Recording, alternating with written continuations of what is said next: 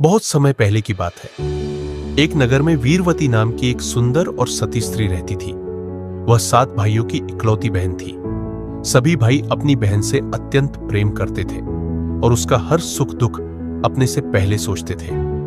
जब वीरवती की शादी हुई तो उसका घर ससुराल में बहुत प्रेम और आदर से भरा था। वह अपने पति को अत्यंत प्रेम करती थी। विवाह के कुछ वर्षों बाद जब उसका पहला करवा चौथ आया तो उसने सुना कि इस व्रत को पूरे मन से रखने पर पति की आयु बढ़ती है और वैवाहिक जीवन सुखमय रहता है। इसलिए उसने निश्चय किया कि वह इस व्रत को पूरी श्रद्धा और नियम से करेगी। करवा चौथ के दिन वीरवती ने सुबह सूर्योदय से पहले ही खाना पीना छोड़ दिया। पूरे दिन उसने न तो पानी पिया न कुछ खाया। वह पूजा की तैयारी करती रही और भगवान शिव पार्वती की पूजा कर पति की दीर्घायु की प्रार्थना करती रही। दिन धीरे धीरे बीत रहा था। दोपहर तक उसे बहुत प्यास और भूख लगने लगी, लेकिन उसके मन में केवल एक ही भाव था, जब तक चाँद नहीं दिखेगा मैं अन्न जल नहीं लूंगी। वीरवती के 7 भाई दूर से देख रहे थे कि उनकी बहन बहुत थकी हुई है। उसके होंठ सूख गए हैं, चेहरा पीला पड़ गया है। वे बहुत चिंतित हो उठे। सबसे बड़े भाई ने कहा, अब तो हमारी बहन बेहोश हो जाएगी, कुछ उपाय करना होगा।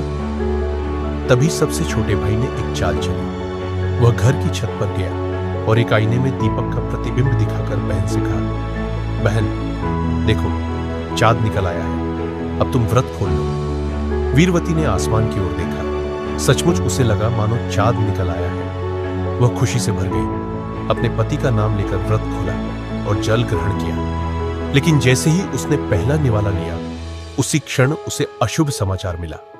उसका पति अचेत हो गया है। वह दौड़ती हुई ससुराल पहुंची तो देखा कि उसके पति की मृत्यु हो चुकी थी। वीरवती की आंखों से आंसू बह निकले। वह फूट फूट कर रो पड़ी। वह भगवान से प्रार्थना करने लगी, हे माता पार्वती, मुझसे यदि कोई भूल हुई हो तो मुझे क्षमा करें। मैंने तो व्रत सच्चे मन से किया था, बस धोखे से व्रत टूट गया। वीरवती के सच्चे प्रेम और तपस्या से माता पार्वती प्रसन्न हुई। वे उसके सामने प्रकट होकर बोली, बेटी, तेरी श्रद्धा सच्ची है, लेकिन भाइयों के छल के कारण तेरा व्रत अधूरा रह गया था।